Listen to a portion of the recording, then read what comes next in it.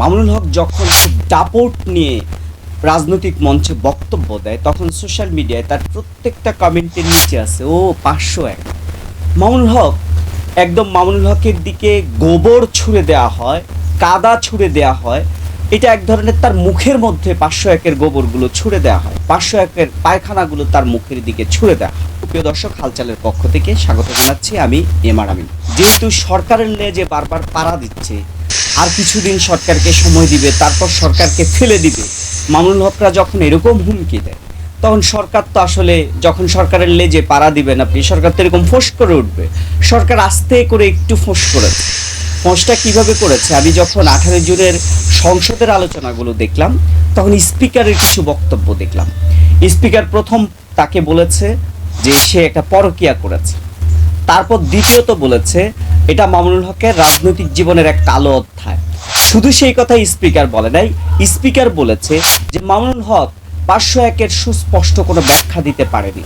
এটা কিন্তু on record, এটা এক্সপন্স হয় না, এটা স্পিকারের বক্তব্য। শোনেন আপনাদের বক্তব্য।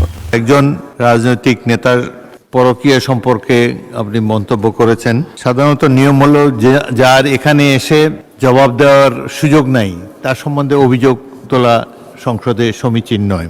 মাওলানা মামুনুল হকের এই বিষয়ে এখনো কিন্তু এটা আমি বলার ইচ্ছা ছিল না, তিনি তার অবস্থান পরিষ্কার করতে পারেন না। এটা একজন রাজনৈতিক নেতার জীবনের অন্ধকার অংশ এখানে আলোচিত হোক, এটা চাই না আমরা। সুতরাং মামুনুল হকের এই কালো অধ্যায়, পরকীয়ার অধ্যায়, এবং সে যে এই যে এক ধরনের পরকীয়ায় লিপ্ত হয়েছে, লাম্পট্যে লিপ্ত হয়েছে, সেটা নিয়ে সে আবার এখন সিনাজুরি দেখাচ্ছে। সে এখন বলার চেষ্টা করছে যে আমি এটা চ্যালেঞ্জ করছি। সে বলেছে পৃথিবীর যে কোনো প্রান্ত থেকে ছোট থেকে বড় যে কোনো ব্যক্তি যদি আমার সাথে এমনতর চ্যালেঞ্জ বা মোবাহেলা করার সৎ সাহস রাখে, আমি তার জন্য প্রস্তুত। আমি মামুনুল হককে চ্যালেঞ্জ করছি, পারলে আমার কথাগুলোর জবাব আপনি আমার কমেন্টে এসে দিয়ে যান বা আপনি একটা ভিডিও করে দেন। আমার প্রথম প্রশ্ন হচ্ছে, মামুনুল হক অর্থাৎ এই লম্পট মামুনুল হক, আপনি জবাব দেন যে আপনি যে আমেনা তাইয়েবা তথা জান্নাতারা ঝর্ণাকে নিয়ে 501 নম্বর রুমে নারায়ণগঞ্জের রয়্যাল রিসোর্টে গেলেন, কেন গেলেন? আপনি কি শেখ হাসিনা এক ডান হাত ডান পা ধরেছে আর বাম হাত বাম পা ওবায়দুল কাদের ধরে চ্যাংদোলা করে নারায়ণগঞ্জের রয়্যাল রিসোর্টে নিয়ে গিয়েছিল, নাকি ওবায়দুল কাদের কাঁধে করে নিয়ে গিয়েছিল আপনাকে? আপনি তো বলছেন যে আওয়ামী লীগ সরকার আপনাকে ফাঁসিয়ে দিয়েছে রাজনৈতিক কারণে। এটাই যদি হয়, হ্যাঁ আওয়ামী লীগ সরকার আপনার পিছনে গোয়েন্দা সেট করে রেখেছে, হ্যাঁ আপনারা জঙ্গি চর্চা করেন সেজন্য গোয়েন্দা ফিট করে রেখেছে এবং গোয়েন্দারা তথ্যটা সঠিক সময় সরকারের কান পর্যন্ত পৌঁছাইছে। কিন্তু আপনি এই কথার জবাব দেন, রয়্যাল রিসোর্টে কি আপনাকে গোয়েন্দা সংস্থার লোকজন নিয়ে গিয়েছিল? রয়্যাল রিসোর্টে আপনার সাথে একটা মেয়ে সহ যে রুমে নিয়ে গিয়েছিল, সেই রুমটাতে আওয়ামী লীগের লোকজন কাঁধে করে নিয়েছে। আমি আওয়ামী লীগের পক্ষে ছাপাই যাচ্ছি না, কিন্তু আপনি স্বেচ্ছায় গিয়েছেন। আওয়ামী লীগের ওবায়দুল কাদের বা শেখ হাসিনা কাঁধে করে আপনাকে রয়্যাল রিসোর্টে নেয়নি। সুতরাং আপনি প্রথমবার এইটা স্বীকার করতে হবে যে আপনি স্বেচ্ছায় গিয়েছেন। আপনি আসছেন কখন এখানে? আমি আসছি দুপুরে। আপনি কোথায় আসছিলেন মূলত? এখানে মানে এই হোটেলে আমরা এখানে সোনারগাঁও বেড়াতে আসছিলাম। সোনারগাঁও বেড়াতে আসছেন? সোনারগাঁও কেউ জানে? ওলামা একরাম জানে কেউ? না, আমি তো আলেম ওলামাদের কাছ থেকে দেখা করে আসি না। সব যেখানে যায় মানুষজন ভিড় করে, এই জন্য আমি একটু আলাদা করে আসছি। দ্বিতীয়ত হচ্ছে, তিনি যদি আপনার স্ত্রী হয়ে থাকে, আপনি তো তাকে বলছেন, আপনার ব্যাখ্যা এখানে দিয়েছেন, তার জন্য আলাদা রুম ছিল। আর যে দেশের এই পরিস্থিতির মধ্যে আপনি এখানে কেন? করোনা পরিস্থিতিতে আমাদের তো কোথাও কেউ জানে না। আপনি সেকেন্ড বিয়ে করছেন, আপনি রয়্যাল রিসোর্টে আসছেন কেন? আপনি বাসায় থাকবেন, ওয়াইফ নিয়ে আপনি ঘুরতে আসছেন, এটা কারণ? তাহলে আপনাকে ঘুরতে সোনারগাঁও যেতে হলো কেন? এবং দ্বিতীয় স্ত্রীকে নিয়ে, এবং প্রথম স্ত্রী জানেই না, গোপনে যেতে হচ্ছে এবং কোনো আলেম ওলামাও জানে না, সে কথা আপনি স্পষ্ট করেন নাই। এবং ওই সময় এই যে 3রা জুলাই 2021 যে ঘটনা ঘটেছে, সেই সময় আপনাকে জিজ্ঞাসা করেছে কোনো আলেম ওলামা জানে? আপনি বলেছেন না, জানে না। তাহলে কেন গিয়েছেন? এটা কি আওয়ামী লীগ সরকারের দোষ? এটা কি শেখ হাসিনার দোষ? এটা কি ওবায়দুল কাদেরের দোষ? জান, এই কথা বাদ, এটার উত্তর আপনি দিবেন।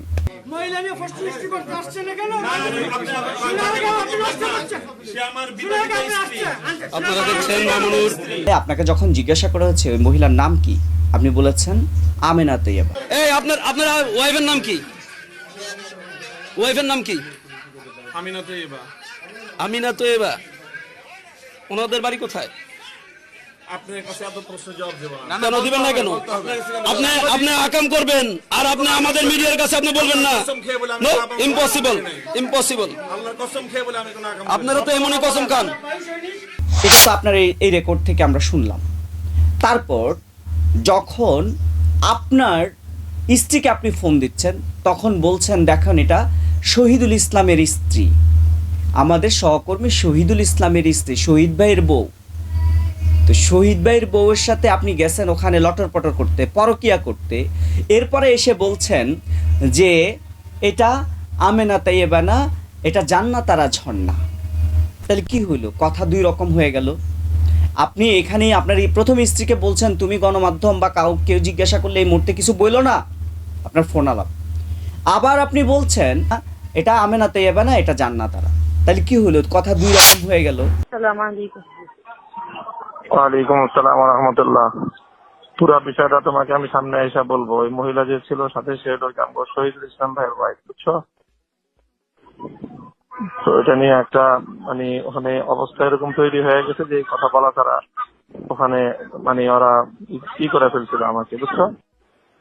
আচ্ছা, বাসায় আছেন তারপরে কথা যা বলার বলি। হ্যাঁ, না বলুম তো, তুমি বিষয়টা মানে অন্য কথা অন্যদেরকে বলতে হইব, পরিস্থিতিটা এরকম হয়ে গেছে এখন। এই জন্য তুমি আবার মাঝখানে যে অন্য কিছু মনে করো না। তোমাকে কেউ জিজ্ঞেস করলে তুমি বললো যে হ্যাঁ আমি সব জানি, এরকম কিছু একটা বললো। এবং এটা আপনি যে অন্যায় করেছেন বলে যে এই অপরাধকে লুকাইতে চাচ্ছিলেন এটা খুব স্বাভাবিকভাবে স্পষ্ট হয়ে গেছে।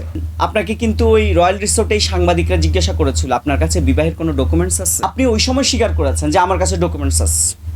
আপনি ফেসবুকে লাস্ট অর্থাৎ এই যে যখন আপনার স্পিকার অন দ্য রেকর্ড, এটা যখন স্পিকার সরাসরি এটাকে পরকিয়া বলল, এই মামুনুল হক নামক একজন রাজনীতিবিদের কালো অধ্যায় বলল এবং এটা নিয়ে সংসদে আলোচনা না করার কথা বলল, স্টপ করে দিল, তখন আপনি ব্যাখ্যা দিলেন যে 2019 থেকে 2025 সাল পর্যন্ত 6 বছর আমাদের বিবাহ বন্ধন টিকে ছিল। এখন প্রশ্ন হচ্ছে আপনি কি কাবিন করেছেন?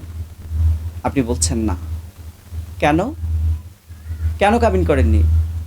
শরিয়া অনুযায়ী বিবাহ হলে বাংলাদেশের আইন অনুযায়ী আপনাকে কাবিন করতে হবে। আপনি কাবিন করেন নাই, কাবিনটাও করেন নাই, আবার বিচ্ছেদেরও কোনো ডকুমেন্টস নেই। আপনি বলছেন এটা বিবাহ, তাহলে আপনি কি এটা গায়ের জোরে বিবাহ এস্টাবলিশ করবেন? আপনি যে বিয়ে করেছেন আপনার প্রমাণটা কি? বিয়ে করতে তো 3 জন মিনিমাম সাক্ষী লাগে। ইসলামী শরিয়া মোতাবেক ধরলাম যে কাজী অফিসে আপনি ডাকেন নাই, কাজীকে ডাকেন নাই, অথবা সরকারি রেজিস্ট্রি অফিসে বিয়ে করেন নাই, অথবা আদালতে যে বিয়ে করেন নাই। আপনার মিনিমাম যে শরিয়া মোতাবেক যদি বিয়ে হইতে হয় 2 জন 3 জন সাক্ষী লাগে। ওই সাক্ষীটা কারা ছিল সে সাক্ষীদেরকে সামনে আনেন, ওই সাক্ষীদেরকে জাতি দেখুক কারা সে সাক্ষী ছিল সে সময়। মিথ্যা বলেন আর সত্য বলেন, দেখি সাক্ষীদেরকে আমরা একটু চিনতে চাই। আপনার এই অন্যায় কাজে কারা কারা হেল্প করেছে, কারা কারা সহায়তা করেছে, সাক্ষী হিসাবে কারা ছিল, আপনার এই বিবাহ বন্ধনে কারা সাক্ষী ছিল, বিবাহ বিচ্ছেদে কারা সাক্ষী ছিল, তাদেরকে একটু দেখান। আপনি তো এটাকে মৌখিক বিবাহ হিসাবে উল্লেখ করছেন। আপনার কাছে যেহেতু কাগজ নাই, ডকুমেন্টেড কিছু নেই, আপনার মুখে মুখে বিয়ে করছেন। নারী তুমি রাজি? হ্যাঁ আমিও রাজি, চলো আমরা এখন শুরু করি ফাজিগিরি। এইটাই তো হয়েছে। এখন আপনি বলছেন যে আপনার কাছে বিয়ের কোনো ডকুমেন্টস নাই, কাবিনেরও ডকুমেন্টস নাই, বিবাহ বিচ্ছেদেরও তালাকনামারও কোনো ডকুমেন্টস নাই। তাহলে কি হবে? আপনাকে প্রমাণ তো দিতে হবে। তা আপনি তো ইসলামী শরিয়া, আপনি আবার বলছেন ইসলামী শরিয়া মোতাবেক বিয়ে করেছেন। তাহলে ইসলামী শরিয়া মোতাবেক যদি বিয়ে করে থাকেন তাইলে আপনি সেটা প্রমাণ দেখান। আপনি তো পরকিয়া করেছেন, ধরা খেয়েছেন, তারপরে এসে বলছেন এখন এটা বিবাহ এবং বিবাহ বিচ্ছেদ। তো বিবাহ বিচ্ছেদ, বিবাহ 5 বছর কেন? 2019 থেকে শুরু হলো। শহীদ ভাইয়ের স্ত্রী, শহীদ ভাইয়ের বউ পছন্দ হয়েছে, একটু সুন্দর মন্দ দেখছেন, নাদোষ নুদোষ দেখছেন, বাস এটারে আপনার ভোগ করতে হবে, নিয়েছেন। 2019 সালে আপনি তাকে নাকি পরকিয়া শুরু করেছেন, 2025 সালে এসে তাকে ডিভোর্স দিয়েছেন। আপনার কাছে বিয়েরও কোনো ডকুমেন্টস নাই, আপনার কাছে ডিভোর্সেরও কোনো ডকুমেন্টস নাই। তাহলে কি হলো এটা? তাহলে এটা যে অবৈধ সম্পর্ক, এটা ইস্টাবলিশ করার জন্য আর কিছু লাগে? আপনি আল্লাহর কসম বলছেন, আপনি এটা বলছেন, সেটা বলছেন, আবেগ দিয়ে তো দুনিয়া চলে না। আপনাকে প্রমাণ দেখাইতে হবে। আপনার কাছে সামাজিক কোনো প্রমাণ নাই। আপনি কত বড় দুঃসাহস আপনার! আপনি একটা লম্পট হয়ে হযরত আয়েশা রাদিয়াল্লাহু তাআলা আনহু অর্থাৎ আবু বকর সিদ্দিক রাদিয়াল্লাহু তাআলা আনহার কন্যাকে নিয়ে আপনি তার সাথে তুলনা করছেন, বলছেন তারও এরকম বিষোদগার ছিল, আপনারও এইসব বিষোদগার ছিল। আপনি তো বদমাইশ। আল্লামা আজিজুল হকের ছেলেকে নিয়ে আমি এই কথা বলতে পারতাম না। আপনি একটা লম্পট বদমাইশ। আপনি জামাত নামক একটা বদমাইশ দলের সাথে লিঙ্ক আপ করেছেন। আপনি দেওবন্দি আলেমদেরকে অসম্মান করছেন। আপনি মওদুদিবাদের সাথে একনিষ্ঠ হয়েছেন। আপনি স্বাধীনতা বিরোধী শক্তির সাথে একনিষ্ঠ হয়েছেন। শুধু এটাই তো আপনার অপরাধ না। আপনি যে বদমাইশ, আপনি আফগানিস্তানে যেখানে ক্ষুধার কারণে পেটের বাচ্চাদেরকে অর্থাৎ কোলের বাচ্চাদেরকে বিক্রি করে দিতে হয়, সেই আফগানিস্তানের মডেল আপনি বাংলাদেশে ইমপ্লিমেন্ট করতে চাচ্ছেন। তা আপনি একটা বদমাইশ না? আপনি একটা শান্তিপূর্ণ দেশকে আফগানিস্তানের মডেলে নিয়ে যেতে চান। তা আপনি তো বদমাইশ। তো এই বদমাইশকে 501 বলবে না, আপনার দিকে যে ছুঁড়ে মারবে না, আপনার দিকে যে গোবর ছুঁড়ে মারবে না বাংলাদেশের মানুষ, এটা স্বাভাবিক। আপনি যখন একটা উচ্চবাচ্য করে কথা বলে উঠেন, আপনি যখন বলেন যে সরকারকে ফেলে দিবেন আর কিছুদিন পরে খেল দেখাবেন, তখন সরকার কি আর বসে থাকবে আঙুল চুষবে? সরকারও একটু গোবর ছিটা দিল, একটু হালকা টাচ দিয়ে জানা দিল যে খবরদার বেশি আগাও না মামুনুল হক, তোমার কিন্তু পাছার মধ্যে এরকম ছিদ্র আছে। তো তুমি তো ওইরকম বদমাইশ, তুমি তো ওইরকম লম্পট, যে লম্পট বাংলাদেশে মাগিবাজি করে ধরা খায়, আবার সব রাজনৈতিক মঞ্চে দাঁড়ায় বড় বড় কথা বলে। একটা লজ্জা থাকলে তো সে 501 নাম্বার সেলিব্রেট করতে পারতো না। কোনো ব্যক্তির রাজনৈতিক জীবন, কোনো ব্যক্তির ব্যক্তিগত চরিত্রের কালি সে যদি সেলিব্রেট করার কথা বলে, তার মতো নির্লজ্জ পৃথিবীতে কি আর দ্বিতীয় একটা থাকে? এবার আসেন, সম্প্রতি আরেকটা ফোন রেকর্ড ফাঁস হয়েছে মামুনুল হকের। মামুনুল হক সেখানে বলছেন ফোনে চিনি খেতে চান এক অবৈধ নারী, এবং তাকে বলছেন, ওই নারী বলছে যে রাত 10টার মধ্যে আপনি আইসেন, চিনি খাওয়াবো। তাও মামুনুল হক বলতেছে যুদ্ধের চিনি খাবো। কত লম্পট এই লোকটা। আবার সে রাজনীতির মাঠে বিএনপি সরকারকে ফেলে দিবে। আওয়ামী লীগ খারাপ, বিএনপি খারাপ, জামাতে ইসলামী অর্থাৎ যারা স্বাধীনতা বিরোধী মৌদুদিবাদী একটা ধর্মান্ধ গোষ্ঠী তার প্রিয়, এবং সে আফগানি মডেল বাংলাদেশে ইমপ্লিমেন্ট করতে চাই। লম্পট লোকটা বলতেছে আমি চিনি খাবো। কি চিনি? যুদ্ধের চিনি। কার কাছ থেকে? একজন নারীর কাছ থেকে। তো নারী আবার বলতেছে আপনি 10টার মধ্যে আইসেন, আমি চাবি রাখা দেব। চাবি কি রাখা যায়? সে জিজ্ঞাসা করতেছে। কেন আসবে একজন অবৈধ নারীর কাছে রাতের বেলা চিনি খাইতে? কি চিনি খেতে আসবেন মামুনুল হক সাহেব? শোনেন ফোন আলাপ। আপনার কি খবর? ঠিক আছে আপনি? না, আমি তো মরে গেছি। খুব ভালো আছেন মনে হচ্ছে। জান্নাতে আছি, জান্নাতে। যুদ্ধ বন্ধ হয়েছে? না, জিয়াদের ডাক দিলে আপনি বন্ধ হয়ে যাবে, শুরু হইতেছে। শুরু হইতেছে, যুদ্ধের ডাক না দিলেন আপনি কিছু পারেছেন? আমি তো যুদ্ধ রাখবি দেশব্যাপী। মরণে ডাকছে? আমি কি দেশের খাওয়া না, একজন নাগরিক না, দায়িত্ব আছে না? ডাক দিলে আমার পাইতে না।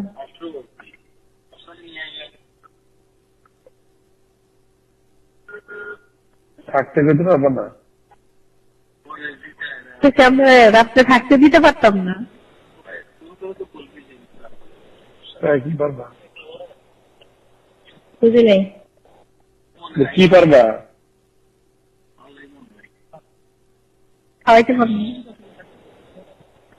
কি খাওয়া যায়? কোন আপনি কি খেতে চান? ঠিক আছে,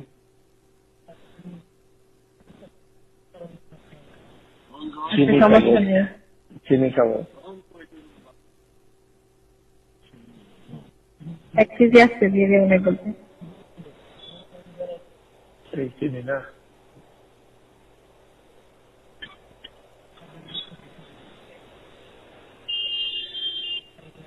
যুদ্ধের চিনি। দেখি আমি সম্ভব।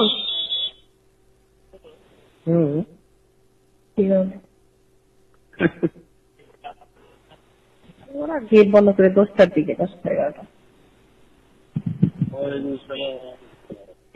সাথে নিয়ে রাখ মনে হয়নি। রাখা যায়?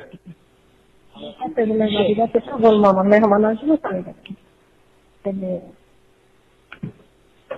এই লম্পট মামুনুল হক কেন হঠাৎ করে এখন আলোচনায়, কেন সরকার সংসদে এটাকে সংসদ সদস্য আশফাককে দিয়ে এই বিষয়টাকে সংসদে নিয়ে আসলেন এবং আবু আশফাক এটাকে নিয়ে কেন উত্থাপন করলেন ঢাকার একজন এমপি? মাওলানা মামুনুল হক তিনি অনেক বড় বড় কথা বলছেন, এই বাজেট নিয়ে সরকারের পতন ঘটাবেন, অনেক কিছু ঘটাবেন, কিন্তু তিনি যে এক নারী সোয়া ধরা পড়লেন মুদাবির নামে, আসলে সেটা কি ছিল আমি জানি না। এটা উত্থাপন করেছেন এই জন্য যে আবু আশফাক নিজেও বলেছেন আন্দোলনের ভয় বিএনপিকে দেখায় না, বিএনপি আন্দোলন করতে করতেই বড় হয়েছে, এতদিন পর্যন্ত এই পর্যন্ত আসছে, আন্দোলন করতে করতে আসছে। তো মামুনুল হক বলছে না আর কিছুদিন যাইতে দেন, খেলা হবে। বিএনপির সাথে খেলতে আইসেন না মামুনুল হক। বিএনপিকে মনে হয় যে ওদা, বিএনপি অত ওদা না, অত তেজহীন না বিএনপি। আপনারা লম্পটগিরি করবেন, বাংলাদেশের রাজনীতিকে অন্ধকার গলিতে ঢুকিয়ে দিয়ে বাংলাদেশটাকে জাহান্নাম বানাইতে যাইবেন, কখনো আপনাদের স্বপ্ন পূরণ হবে না। এখনো কিন্তু বলা হয় যে তাদের কথার বাইরে গেলে আন্দোলন যাবে। বিএনপি জন্ম হয়েছে আন্দোলনের মাধ্যমেই, আন্দোলনের ভয় দেখে বিএনপিতে কোনো লাভ নেই। মামুনুল হক সাহেব হাজার দিন যখন এইভাবে চিনি খাইতে থাকবেন, মধু খাইতে থাকবেন, আবার রাজনীতির মঞ্চে উঠা বাগাড়ম্বর করবেন, উঁচা গলায় কথা বলবেন, আফগানিস্তানের মডেল বাংলাদেশে আনতে চাইবেন, বিএনপি সরকারের পায়ে পাড়া দিবেন, আওয়ামী লীগ সরকারের পায়ে পাড়া দিছিলেন, বাইচা যান নাই, বাইচা আপনি যাইতে পারবেন না। সুতরাং আপনার মুখে কাদা, গোবর, ঘু এদেশের মানুষ ওই 501 নাম্বার দিয়ে ছুড়বে। আপনি যত 501 নাম্বার সেলিব্রেট করবেন, ওই 501 নাম্বারের ঘুগুলো আপনার মুখের দিকে ছুড়ে দিবে, আপনার লম্পট্ট, আপনার এই দুশ্চরিত্রের দিকে ছুড়ে দিবে। এরপর আসেন দেখেন জামাতে ইসলামী কতটা খাটাস, জামাতে ইসলামীর রাজনীতি কতটা নোংরা রাজনীতি। জামাতের নেতা তাহের, সংসদের উপনেতা তাহের বলতেছে কি এই ব্যাপারে নাকি তার কোনো প্রমাণ নেই, তার কাছে নাকি কোনো প্রমাণ নেই। আর মামুনুল হক সাহেবের ব্যাপারে যে তথ্য দিয়েছে এটা একেবারেই ভুল তথ্য। যেটা হ্যারাস করা হয়েছিল নারায়ণগঞ্জ, ওনাকে উনি বিয়ে করেছিলেন এবং এটা এখন এস্টাবলিশ আছে, তা বিয়ে করার তো জায়েজ। এই যে লোকটা বিয়ে করলো তার ডকুমেন্টস আছে, 2019 সালে বিয়ে করছে, 2025 সালে ছেড়ে দিচ্ছে, সে বলতেছে বিয়ে করছে, তার কাছে কোনো ডকুমেন্টস নাই। আর তুমি বলতেছো এইটা তাকে হেনস্থা করা হয়েছে। তো তুমি তো বড় বদমাইশ, চোরের উপর বাটপাত তুমি। সে লম্পট, সে লম্পটগিরি করে লম্পট হয়েছে, আর তুমি লম্পটগিরিকে সমর্থন করে লম্পট হচ্ছ। তুমি বলতেছো প্রমাণ নাই, মামুনুল হকের প্রমাণ নাই, মামুনুল হক বিয়ে করছে কিভাবে? তুমি তার ব্যাখ্যা পাইছো এই পর্যন্ত? সন্তোষজনক কোনো ব্যাখ্যা সে দিতে পারছে? এবং টিল নাও, অর্থাৎ এই 18 জুন সংসদে যখন এটা নিয়ে আলোচনা হলো, তৎপরেই মামুনুল হক এটা নিয়ে কথা বললেন, সে এটা নিয়ে এক ধরনের চ্যালেঞ্জ ছুড়ে দিলেন। তো তার এই চ্যালেঞ্জের কোথায়, বেস কোথায়? এই জামাতের নেতা তাহের হাঙ্কি পাঙ্কি, তুমি যে তারে সমর্থন দিলা, সংসদে দাঁড়ায় বলতেছো এক্সপান্স করেন, সংসদে দাঁড়ায় বলতেছো এই মামুনুল হককে যে দুশ্চরিত্র লম্পট বলছে ওইটা এক্সপান্স করেন, পরকীয়া করছে ওইটা এক্সপান্স করেন। কেন এক্সপান্স করবে? কেন এক্সপান্স করবে? কোনো প্রমাণ আছে? স্পিকার তো সত্যই বলেছেন যে সে এই মামুনুল হক সেটা স্পষ্ট করে দেন। সুতরাং মামুনুল হক, আগামী দিনে যেই সরকারের সাথে তুমি খেলতে চাও, তোমাকে 501 নাম্বারের ওই গোবর আর ঘু মিক্স করে তোমার মুখে ছুঁড়ে ফেলা হবে। তুমি যত বড় করে শাউট করবা, ওই মুখটার ভিতর গোবর ঢুকিয়ে দেওয়া হবে তোমার মুখের ভিতর।